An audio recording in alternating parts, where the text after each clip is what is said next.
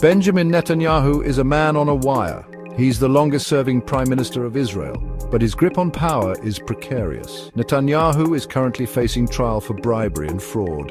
He denies the charges, yet the legal battle hangs over his head like a guillotine. This is not just a legal battle, it's a political one. Netanyahu leads a fragile coalition government.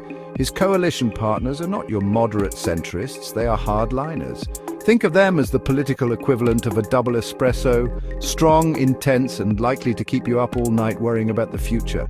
These partners, like Itamar Ben-Gvir, have their own agendas. Ben-Gvir heads the Jewish Power Party. He's a man known for his fiery rhetoric and hardline stance on Palestinian territories.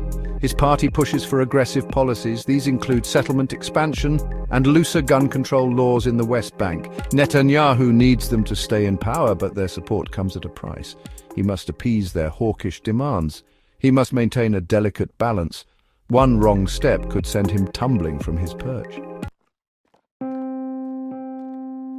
The situation in the region is a tinderbox, and figures like Ben-Gvir are striking matches. Their rhetoric and policies inflame tensions with Palestinians. They advocate for a more forceful approach in the occupied territories. This approach is fanning the flames of an already volatile situation. Netanyahu, caught between his legal woes and his coalition partners, sees a way out. He needs to change the narrative. He needs to distract from his legal troubles.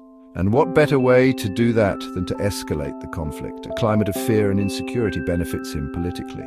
It rallies his base. It silences his critics.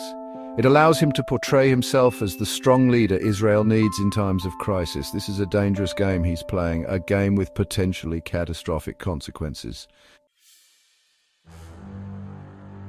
The Hamas raid on October 7, 2023, was a turning point. It was a horrific act of violence that shocked the world. For Netanyahu, it was a gift-wrapped excuse. He now had justification for a harsh crackdown in Gaza. He could further his agenda in the occupied territories. The raid provided cover to delay his trial, citing national security concerns. The suspension of legal proceedings allows him to cling to power, but this strategy carries enormous risks. It deepens the cycle of violence and mistrust. It pushes any hope of a peaceful resolution further into the distance, and it raises serious concerns about the future of the region. The international community watches with bated breath.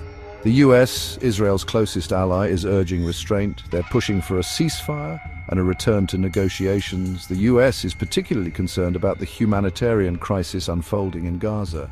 But Netanyahu, emboldened by his hardline allies and feeling the pressure of his legal troubles, seems unwilling to budge. He resists cooperation with the Palestinian Authority. He views any concession as weakness. This dangerous game of brinkmanship has set the world on edge. With each passing day, the specter of a wider conflict looms larger. This time, the stakes are higher than ever. The potential for a nuclear confrontation, however unthinkable, can no longer be ignored. The world holds its breath, hoping that cooler heads will prevail. The situation is a powder keg, and Netanyahu, whether through calculation or desperation, seems content to hold the match.